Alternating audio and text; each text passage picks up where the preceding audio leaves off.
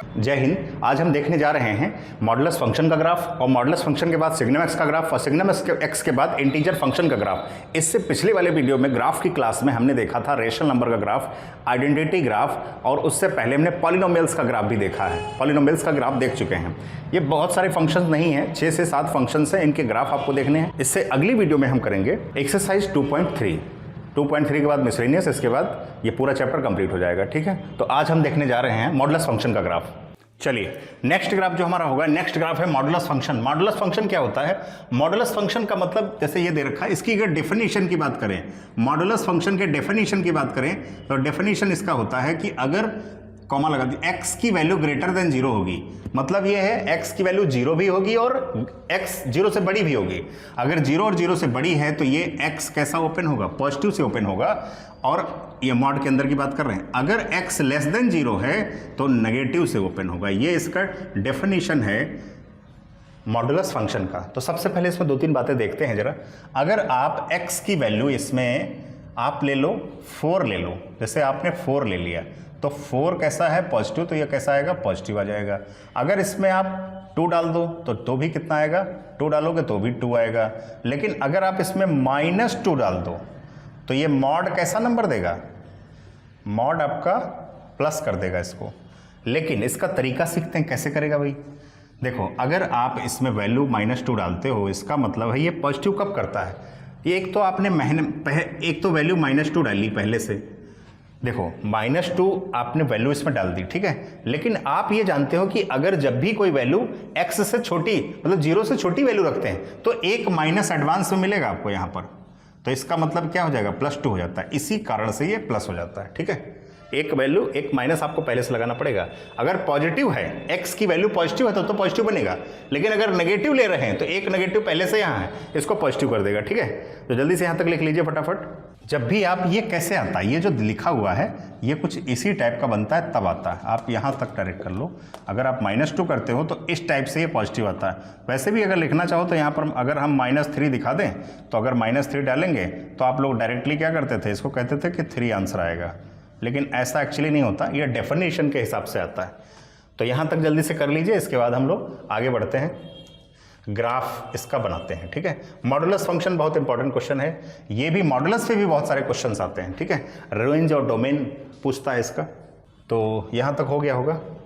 इसका graph show करेंगे अब, सेम टू सेम है। देखो, जब आप नेगेटिव वैल्यू की बात करेंगे तो कौन सा ग्राफ लेंगे? ये वाला। और पॉजिटिव वैल्यू की बात करेंगे तो ये वाला लेंगे। ये 2 हैं आपके पास, 2 फंक्शन हैं अलग अलग। कब कब कंडीशन है उस पर लेना है आपको, ठीक है। ये हो गया होगा, तो इसको मैं हटा देता हूँ, ठीक है। अच्छा, आगे बढ़ते हैं।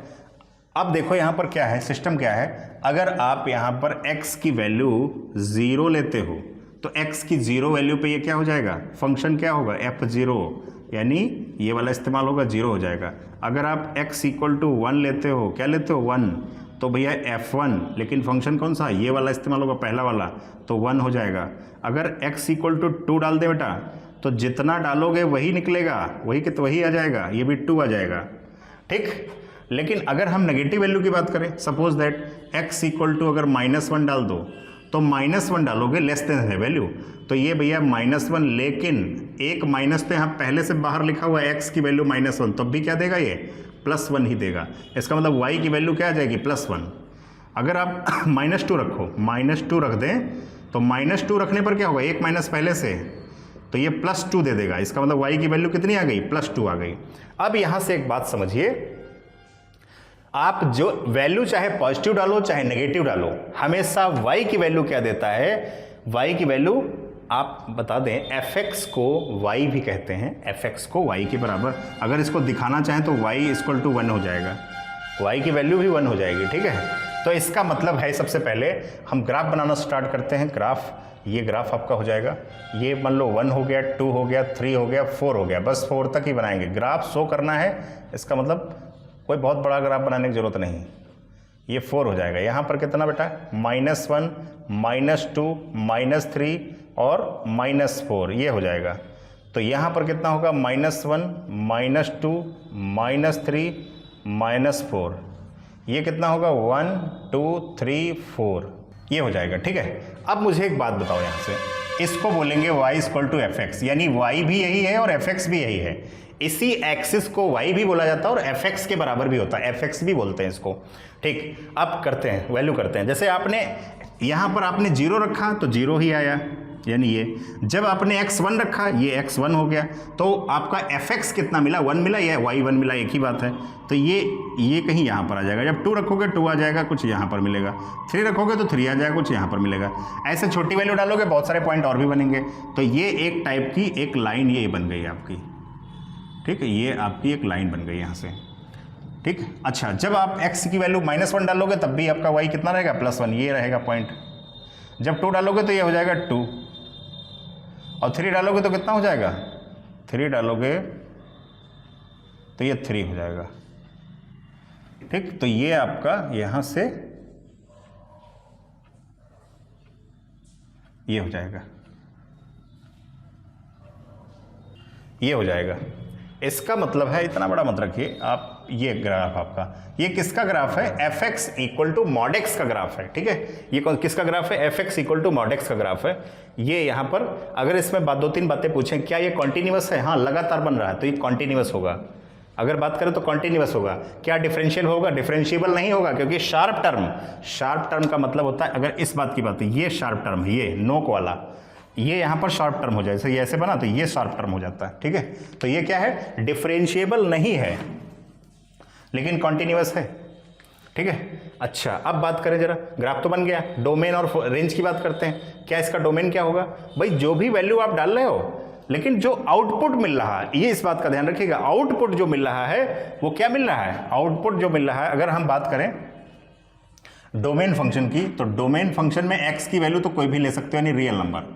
और रियल नंबर को आप ऐसे भी अगर लेना चाहो तो ऐसे भी दिखा सकते हो, -∞ से +∞ के बीच की वैल्यू जो आती है वही तो रियल नंबर होती है, ठीक। अच्छा, रेंज फंक्शन की बात करें, रेंज फंक्शन में थोड़ा ध्यान रखिएगा, r पॉजिटिव नहीं लिख सकते, क्योंकि 0 भी तो आ रहा है, और r पॉजिटिव कर देंगे तो 0 कहाँ रहेगा, रियल पॉजिटिव है ना। तो सबसे पहले यहां पर क्या करेंगे, या तो आप लिखना चाहो तो इसमें लिख सकते हो इंटीजर, पॉजिटिव इंटीजर, लेकिन इंटीजर में भी 0 रह जाएगा। पूरे इंटीजर की बात करते तो इंक्लूड होता है। तो क्या दिखा सकते हैं, सबसे पहले नेगेटिव, 0 भी आ रहा, पॉजिटिव भी आ रहा, सब कुछ आ रहा है। आप क्या करो, ब्रैकेट से शो कर दो, ब्रैकेट से शो कर दो क्या आएगा क्या नहीं आएगा, ठीक है। तो सबसे पहले यहां पर देखते हैं, अगर हम बात करें तो r पॉजिटिव अगर लिखोगे तो भैया पॉजिटिव रियल नंबर हो गए, लेकिन 0 क्या होता है, रियल होता है, हाँ 0 रियल होता है। तो क्या करेंगे, इसको आप दिखाना चाहो आप ऐसे दिखा सकते हो, मुझे लगता है कि 0 और ये कॉमा इनफिनिट, इसके बीच की कोई भी 0 भी ले आएगा। अगर x की वैल्यू 0 रखते हो तो y की वैल्यू 0 आएगी। इसका मतलब ये है कि आप क्या कर सकते हो, सबसे पहले हाँ इसके बीच की कोई भी वैल्यू आप देख लो, पॉजिटिव निकली, पॉजिटिव निकली, पॉजिटिव निकली, पॉजिटिव निकली, सब पॉजिटिव आ रही है। तो आप 0 से स्टार्ट करोगे, 0 इंक्लूड स्टार्ट करोगे, इनफाइनाइट से छोटा सारी वैल्यू इसमें हो जाएंगी। तो ये क्या हो गया, रेंज ऑफ फंक्शन हो गया। इसके बाद हमारा अगला ग्राफ जो होगा, अगला फंक्शन होगा, तो अगला फंक्शन आपका क्या होगा, अगला फंक्शन आपका दे रखा है सिग्नम फंक्शन। सिग्नम फंक्शन की एक खास बात होती है, बताएंगे आपको। चलिए इसको जल्दी से कॉपी कर लीजिए फटाफट, इसके बाद आगे बढ़ते हैं नेक्स्ट क्वेश्चन पे। नेक्स्ट हमारा जो ग्राफ होगा वो होगा सिग्नम फंक्शन। चलिए आगे बढ़ते हैं। नेक्स्ट हमारा जो ग्राफ होगा सिग्नम फंक्शन। सिग्नम फंक्शन देखिए कैसे लिखते हैं, fx equal to signum function को SGN बोल देते हैं, SGN ऑफ x, इसी को सिग्नम फंक्शन बोला जाता है, ठीक है, सिग्नम फंक्शन। चलिए सिग्नम फंक्शन में क्या होता है, सिग्नम फंक्शन में अगर कोई भी वैल्यू डालो, कुछ भी डालो, पॉजिटिव वैल्यू कोई भी डालोगे तो क्या होगा, पॉजिटिव वैल्यू पे हमेशा क्या देगा, 1 देगा। 1 पॉजिटिव आपको 1 हमेशा 1 देगा। जैसे सिग्नम फंक्शन की बात करें, इसमें अगर हम x इक्वल टू 1 रखें तो आपको पता है SGN क्या होगा, अगर यहाँ पर 1 रखोगे तो भी ये क्या देगा, 1 देगा। और अगर 2 रखोगे, कोई भी वैल्यू डालोगे तो सिग्नम फंक्शन क्या देगा, ये हमेशा 2 देगा। अगर 2 रखोगे तो हमेशा 1 देगा, तब भी 1 देगा। x की वैल्यू कोई भी रखो, ये जब भी y की वैल्यू देगा तो हमेशा 1 देगा। और अगर हम बात करें सिग्नम फंक्शन में, अगर आप सिग्नम फंक्शन में 3 रख दो तो भी ये 1 देगा। सिग्नम फंक्शन में अगर आप 0 रख दो तो ये 0 दे देगा। सिग्नम फंक्शन में अगर आप इसमें वैल्यू डाल दो, कैसी, माइनस में कोई भी वैल्यू डालो, -1 डाल दो तो भी ये -1 देगा। सिग्नम फंक्शन में -2 डाल दो तब भी -1 देगा। मतलब ये 1 और 0 और -1 के अलावा कोई भी आउटपुट नहीं देगा। इनपुट आप कोई भी डालोगे, पॉजिटिव इनपुट कोई भी डालोगे हमेशा 1 आंसर देगा, 0 डालोगे 0 देगा, माइनस इनपुट कोई भी डालोगे तो आउटपुट हमेशा क्या देगा, -1 दे देगा। ठीक है, तो सबसे पहले आप देखते हैं इसका ग्राफ कैसे बनता है। इसको बोलते कैसे हैं, अगर आप देखें इसका रियल मीनिंग जो है mod x/x और कॉमा x नॉट इक्वल 0 और 0 पे वैल्यू आपको दे रखी है 0। थोड़ा और सही ठीक करते हैं, इसको ओपन करते हैं डेफिनेशन से। तो x/x, लेकिन कब, इसका मतलब 2 पार्ट हो सकते हैं। नॉट इक्वल का या तो x 0 से बड़ा होगा या फिर छोटा होगा, या तो ग्रेटर देन होगा या फिर लेस देन होगा। इसको कैंसिल आउट करिए, यहाँ पे 1 आएगा। इसका मतलब कब 1 आएगा, जब क्या होगा, x की वैल्यू 0 से बड़ी होगी। 0 होगी तो क्या आएगा, x = 0। लेकिन अगर यहाँ पर क्या होगा, माइनस, जब ये ओपन होगा, माइनस से ओपन होगा, x नीचे रहेगा। ये कब माइनस से ओपन होगा, जब x < 0, तो ये कटेगा तो कितना आएगा, -1 आएगा। इसका मतलब है जो फाइनली आपका जो फंक्शन आएगा, एनसीईआरटी में देखो सिर्फ इतना दे रखा है। एनसीईआरटी में कितना दिया है, सिर्फ इतना। इक्वलिटी अलग से लगी है तो अलग से लगाने की जरूरत नहीं, ये अलग से लगी है 0, तो 0 पे 0 वैल्यू आएगी। लेकिन कह रहा x की वैल्यू 0 से जब भी बड़ी लोगे हमेशा y की वैल्यू कहो चाहे fx की वैल्यू कहो 1 आएगी, और जब भी आप x की वैल्यू < 0 लोगे तो हमेशा -1 आंसर आएगा। इसका आपको ग्राफ शो करना है। ठीक है, तो यहाँ तक आप जल्दी से कॉपी करिए, उसके बाद हम ग्राफ बनाते हैं। ये शायद आपने नोट कर लिया होगा, इसका ग्राफ शो करते हैं, कैसे ग्राफ होता है इसका। चलिए देखिए आगे बढ़ते हैं। तो इसका ग्राफ बनाने जा रहे हैं। इसका ग्राफ बहुत अच्छा होता है। ये आपका हो जाएगा, ये x एक्सिस हो गई और ये आपका y, इसी को fx बोलते हैं। ठीक है, सबसे पहले इस पे बनाते हैं 1 रहेगा, 1 और 2, फिर 3, 4, 5 और 6। यहाँ पे कितना रहेगा, 1, 2, 3, 4, 5। यहाँ पर कितना होगा, -1, -2, -3, -4, ये हो जाएगा। और यहाँ पर कितना होगा, ये आपका होगा -1 और -2, -3, -4 तक ही रखिए। ठीक, अच्छा अब मुझे बताओ, मुझे बताओ एक बात कि जब भी आप क्या करते थे, जब आप x की वैल्यू कोई भी वैल्यू डाल दो, 1 से लेकर के 1 2 3 4 5 6 7 8 कुछ भी डाल दो, अगर कोई भी वैल्यू डाल दो, लेकिन y की वैल्यू हमेशा क्या आती है, 1 आती है, यानी कांस्टेंट है। तो आप क्या करो, y की वैल्यू जब 1 आती है तो यहां पे एक ऐसे बनाइए, सर्कल बनाइए, लेकिन होल सर्कल, सॉलिड सर्कल नहीं, होल सर्कल बनाइए। और यहां से एक कांस्टेंट कोई भी वैल्यू डाल लो, हमेशा ये क्या रहता है, कांस्टेंट ही रहता है, कांस्टेंट ही रहता है। ठीक है, तो ये आपका एक ये हो गया। आप 1 पे डालो तो 1 पे देखो यही रहेगा, 2 डालो तब भी यही 1 हाइट रहेगी, 3 डालो तब भी। नहीं तो क्या होता था, पहले 4 डाला तो पता लगा y की वैल्यू यहाँ कहीं आ गई ऊपर, 5 डाला पता लगा ऊपर कहीं आ गई, 6 डाला कहीं ऊपर आ गई, लेकिन ये हमेशा 1 ही रहता है। अच्छा, ये होलो सॉलिड का मतलब क्या है, होलो सॉलिड का मतलब है, यानी ये जो खाली सर्कल हमने बनाया है, इसका मतलब है कि ये जो मतलब आपका जो एक्सिस है ये इंक्लूड नहीं है, ऐसे इधर बनेगा, ये इंक्लूड नहीं है। अभी बताते हैं क्यों इंक्लूड नहीं है, कारण है उसका। और आप जब 0 रखते हो तो 0 पे तो ये आ जाएगा, ये 1 है, ये 0 है, जो हमने सर्कल ये बनाया है, ये आपका क्या हो जाएगा, ये यहाँ से यहाँ तक लाइन एक यहाँ से खींचेंगे, ये आपका ये भी यहाँ से -1 से हो जाएगा, लेकिन ये भी आपका हॉलो सर्कल रहेगा। तो ये आपका क्या होगा, ये आपका ग्राफ हो जाएगा। कौन सा ग्राफ होगा, ये हो जाएगा सिग्नम x का ग्राफ हो जाएगा। ये -1 है, ये 0 है, ये 0 है, और ये क्या है, ये 1 है। कारण क्यों है आपको बता देते हैं। इसको हॉलो क्यों रखा गया, हॉलो का मतलब होता है ये इंक्लूड नहीं है, ये एक्सिस इंक्लूड नहीं है।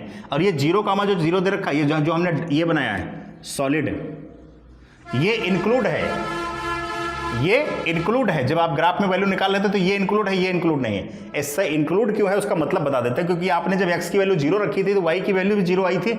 इसका मतलब क्या है, ये आपका इंक्लूड है, ठीक, 0 0 निकला था। लेकिन फिर आपने क्या किया था, देख लीजिए इसमें x की वैल्यू 0 से बड़ी लेनी है। तो जब x की वैल्यू 0 से बड़ी लेनी है तो 0 से तो ये एक्सिस पर नहीं दिखाएंगे, 0 से थोड़ा बड़ा ग्राफ यहीं से बनेगा आगे की तरफ, और इससे छोटा थोड़ा आगे, ठीक। 0 पे नहीं बनना था, 0 पे सिर्फ 0 वैल्यू आ रही थी, 0 पे 1 थोड़ी आ रही थी। ये पॉइंट आपका कौन सा होगा, इस पॉइंट की बात करें तो 0,1 होगा, ये पॉइंट की बात करें तो 0,-1 होगा, ठीक है। तो ये जो हमने लिखा, एक बार आप फिर से समझ लीजिए, हमसे कह रहा था आपको वैल्यू लेनी 0 से बड़ी, तो 0 से बड़ी के बाद 0 से जब कोई बड़ा पॉइंट 0.0001 हो सकता है तो वहीं से ग्राफ स्टार्ट हो गया आगे की तरफ। लेकिन हाइट कितनी रहेगी, हाइट 1 रहेगी। अगर इस पॉइंट की बात करें, इस पॉइंट की, इसकी सीध में, तो ये पॉइंट कौन सा होगा, 5,1, ठीक। y की वैल्यू हमेशा 1 रहेगी। इसको हटा दीजिए, ये आपका ग्राफ हो जाएगा पूरा, ठीक है, ये आपका ग्राफ हो जाएगा यहां तक। तो आप समझ गए होंगे कि ये जो खाली सर्कल है और ये सॉलिड सर्कल है, इसका मतलब क्या होता है। सॉलिड सर्कल का मतलब होता है ग्राफ में इंक्लूड है, इंक्लूडेड एक्सिस, और ये जो खाली है इसका मतलब ये एक्सक्लूड है। आप समझ लीजिए, जो सॉलिड है इसका मतलब ये इंक्लूड है, और जो खाली है इसका मतलब क्या है, एक्सक्लूड है, ये शामिल नहीं है, एक्सिस शामिल नहीं है, ठीक है, ये मतलब होता है। इसको नोट कर लीजिए जल्दी से। इसके बाद एक ग्राफ बचता है आपका greatest integer function. Greatest integer बहुत ही इंपॉर्टेंट ये फंक्शन है, ग्रेटेस्ट इंटीजर फंक्शन। इसके सवाल बहुत सारे आते हैं, ठीक है, कॉपी कर लीजिए जल्दी से फटाफट। हाँ, एक चीज और इसमें देखेंगे जरा, डोमेन फंक्शन बता दो क्या होगा। एक्स की, भैया एक्स की तो कोई भी वैल्यू ले सकते हो, तो क्या होगा, रियल, ये रियल होगा। अच्छा, जरा एक चीज बता दो, क्या y की वैल्यू जो आपने निकाली है वो 1, 0 और -1 के अलावा कुछ और आई है, नहीं, यही 3 ही वैल्यू।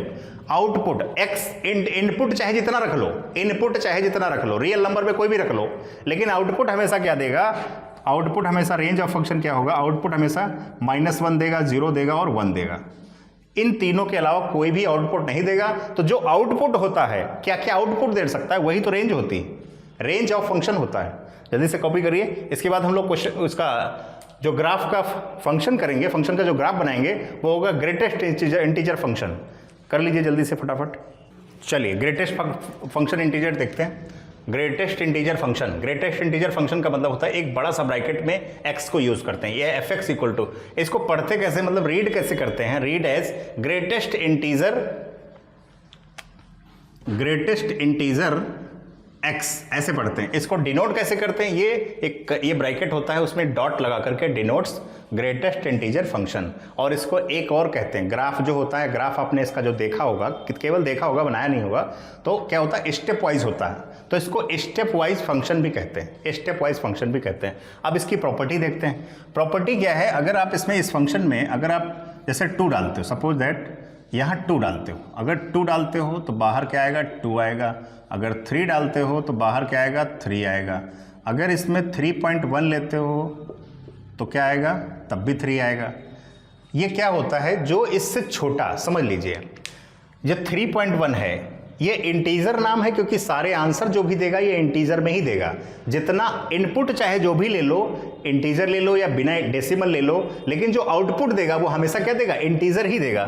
तो अगर 3.1 लेना, 3.1 से छोटा, 3.1 से छोटा इंटीजर क्या होगा, 3 होगा। अगर हम 3.4 की बात करें तो इससे छोटा इंटीजर क्या होगा, 3 होगा। यहाँ पर 5.2 की बात करें तो इससे छोटा इंटीजर क्या होगा, वो होगा 5 हो जाएगा। 5.2 से छोटा इंटीजर, इससे छोटा इंटीजर ले लेते हैं, ठीक है।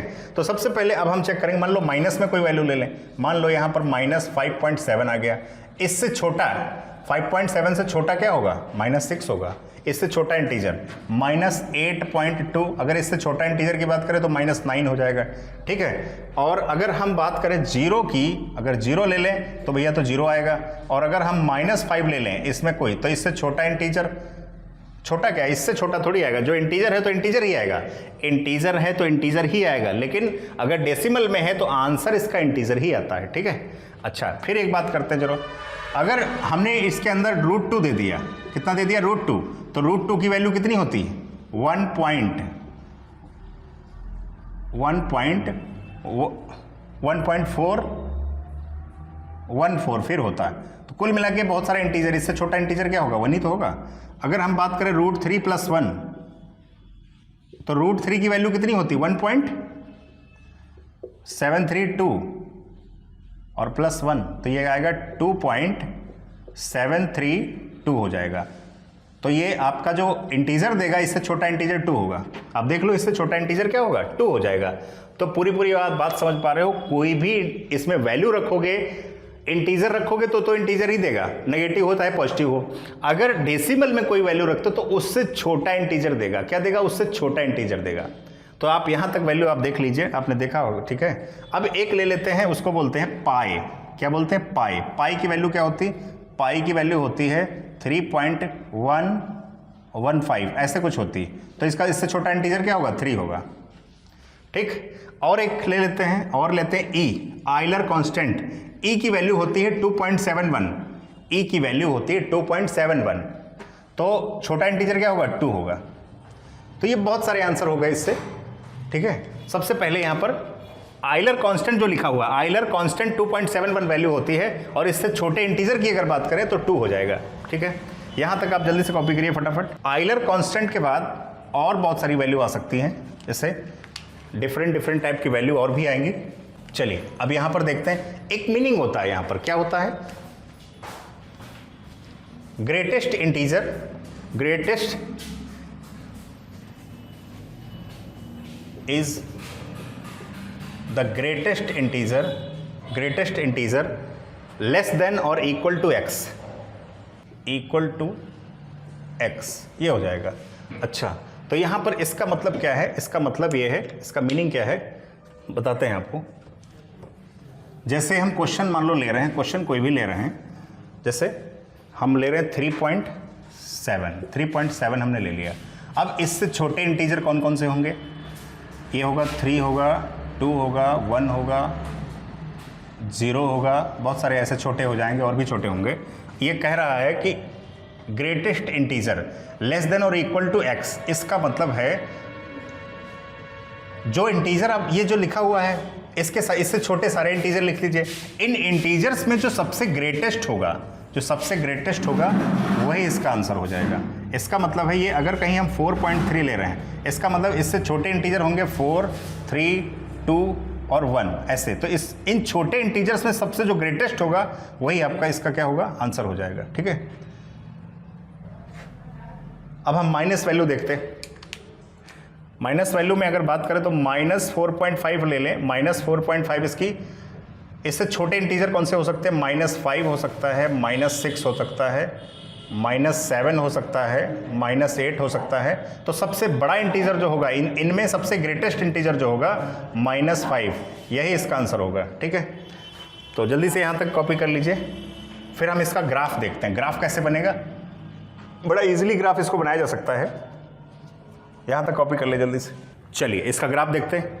यहाँ तक आप समझ गए होंगे पूरी बात जो हम कहना चाह रहे हैं। ये इसका जो ये लिखा हुआ है, इसका मीनिंग ये है, greatest integer, the greatest integer, ये जो x लिखा हुआ है इज द ग्रेटेस्ट इंटीजर है, लेकिन लेस देन और इक्वल टू x। जो इंटीजर आप लिखेंगे, इससे जितने छोटे इंटीजर होंगे सारे लिख देंगे, उसमें जो सबसे ग्रेटेस्ट होगा वो आंसर हो जाएगा, ठीक है। चलिए आगे बढ़ते हैं।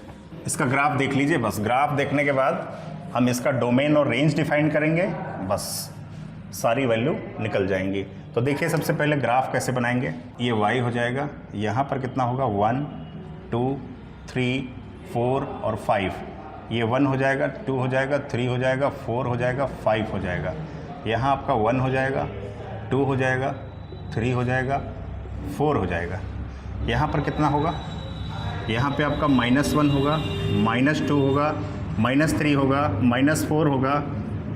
यहाँ पर भी -1, -2, -3 -4 ये आपका हो जाएगा। ठीक है, सबसे पहले अब यहाँ पर बताइए कि जब आप 0 से बड़ी वैल्यू लेंगे, 0 से बड़ी वैल्यू लेंगे तो इसका मतलब जब 0 से बड़ी वैल्यू लेंगे ये डार्क बनेगा, ये डार्क बनेगा। और 0 से बड़ी वैल्यू लेने के बाद 1 तक नहीं लेंगे, अगर 0.99 वैल्यू ले लेते हैं, कितनी वैल्यू ले लेते हैं, अगर 0.99 भी वैल्यू ले लेते हैं तब भी आपका आंसर क्या मिलेगा, वो 0 ही मिलेगा। ठीक है, अच्छा अब जब 1 से बड़ी वैल्यू ले लें, अब क्या लेंगे 1, अब वैल्यू लेंगे 1। अब क्या क्या ले सकते हो, जैसे 1 ले सकते हो, यहाँ पर देख लो 1 ले सकते हो तो कितना होगा 1 ही आएगा। 1 यहाँ 1.1 तब भी 1 आएगा, 1.2 तब भी कितना आ जाएगा 1 आएगा, 1.3 तब भी कितना आ जाएगा 1 आएगा, 1.99 कर दें तो भी आंसर कितना मिलेगा 1। लेकिन 2 करेंगे तो 2 के लिए फिर ऊपर शिफ्ट हो जाएगा। तो अगर बात करें हम 1.99 तक हम ले रहे हैं वैल्यू, x की वैल्यू हम क्या क्या ले रहे हैं, x की वैल्यू 1 ले रहे हैं, तो ये y कितना दिखा रहा है, ये y है ना, y fx, ये y है, ये y कितना दे रहा है, सब में 1 1 दे रहा है। तो ये इसका मतलब ये है कुछ यहाँ पर ये सेम हाइट रहेगी लेकिन हम यहाँ से यहाँ तक, लेकिन 2 नहीं होगा तो इसको क्या दिखाएंगे, खाली दिखाएंगे। ठीक है, इसका मतलब 2 से कम है, भाई 2 नहीं आ रहा है। y की वैल्यू देखें, ये क्या है, ये सारी आपकी क्या है, ये y की वैल्यू है, ये क्या नहीं आ रहा है, ये 1 आ रहा है, 2 नहीं आ रहा। तो इसलिए 2 पे क्या दिखाया हमने, 2 पे हमने इसको खाली दिखाया। अब क्या करेंगे, अब अगर 2 ले लें, भाई 2 से बड़ी वैल्यू ले लें तो यहाँ से दिखाएंगे 2 ले रहे हैं, x = 2 ले रहे हैं तो x 2 से बड़ी वैल्यू कोई भी लिखते जाओ, हमेशा आंसर कितना देगा 2 ही देगा। तो y की वैल्यू हमेशा 2 दे देगा। तो ये कहाँ तक, लेकिन यहाँ तक जाएगा, ये खाली रहेगा यहाँ पे। फिर ऐसे ही यहाँ पर ये 3 पे स्टार्ट करेंगे तो ये डार्क रहेगा और ये क्या दे देगा, ये यहाँ तक खाली रहेगा, ये बन गया। ठीक है, अब इधर आते हैं, ये डार्क देगा, ये क्या रहेगा, ये ओपन रहेगा, लेकिन इधर आएगा तो ये डार्क रहेगा। इसमें माइनस में उल्टा होता है, आप समझो। पहले जब आप 0 में कोई भी वैल्यू रखोगे, क्या करोगे, -0.1 तो हमेशा -1 ही आंसर देगा। क्या दे देगा, -1 ही आंसर देगा, तुरंत फटाक से आंसर -1 देगा। तो इसलिए इस पे हमने यहाँ पर क्या कर दिया, डार्क कर दिया। अब यहाँ पर आएंगे तो यहाँ पर भी क्या बनेगा, ओपन बनेगा और ये -2 आंसर दे देगा। ठीक है, यहाँ पर क्या करेंगे, इसकी यहाँ पर आएंगे 3 और 3 पे ये हमेशा ये यहाँ पे भी ओपन बनेगा और यहाँ पर क्या दे देगा, डार्क दे देगा। ये कुछ इस टाइप का ग्राफ बनेगा आपका, किसका, इंटीजर बॉक्स ऑफ x। ठीक, इससे एक बात फिर समझ लीजिए, पूरी बात हमारी समझ लीजिए, आप समझ नहीं पाए होंगे। इसका मतलब ये है कि जब आप इसमें इसकी बात करते हैं, जैसे इसकी बात करें, हम इसकी बात कर रहे हैं, आप 0 में वैल्यू ले रहे हो, अगर हम 0 पॉइंट यहाँ पर माइनस में ले रहे हैं, -0.2 ले रहे हैं तो आपको कितना देगा, -1 ही तो आंसर देगा। -0.9 ले लो तब भी कितना देगा, -1 ही देगा। ठीक, हाँ अगर आपने, और हाँ -1 अगर ले लिया x की वैल्यू तब भी आपको -1 ही देगा। लेकिन 1 से जरा सा भी बड़ा लिया, 1 x की वैल्यू की बात कर रहे हैं, x की वैल्यू आपने -1 भी ले ली तब भी ये 1 ही आपको दे रहा है। कितना दे रहा है, 1 दे रहा है। और इस पे डार्क क्यों लगाया, क्योंकि 0 नहीं देगा। इस पे ओपन क्यों लगाया, क्योंकि 0 नहीं देगा आपको आंसर। क्या नहीं देगा, 0 नहीं देगा। लेकिन अब आते हैं आगे, अगर आप x = इसकी वैल्यू 1.1 1 माइनस में -1.9 तक ले लो तब भी इसका आंसर कितना देगा। और हाँ -2 भी ले लो, -2 भी ले लो तब भी आपको क्या देगा, तब ये 2 ही देगा। क्या देगा, 2 देगा, लेकिन 1 नहीं देगा। 1 से जब भी बड़ी वैल्यू रखोगे, 1 एक बार रख चुके दोबारा थोड़ी रखेंगे, तो इससे हट करके 1 पॉइंट इससे बड़ी वैल्यू रखेंगे, तो यानी 1 नहीं लेंगे तो ये आपको दे देगा। ठीक है, तो यहाँ तक ये ग्राफ आपका कंप्लीट हो जाता है। हंसते रहिए, मुस्कुराते रहिए, खुश रहिए, पढ़ते रहिए। Thank you.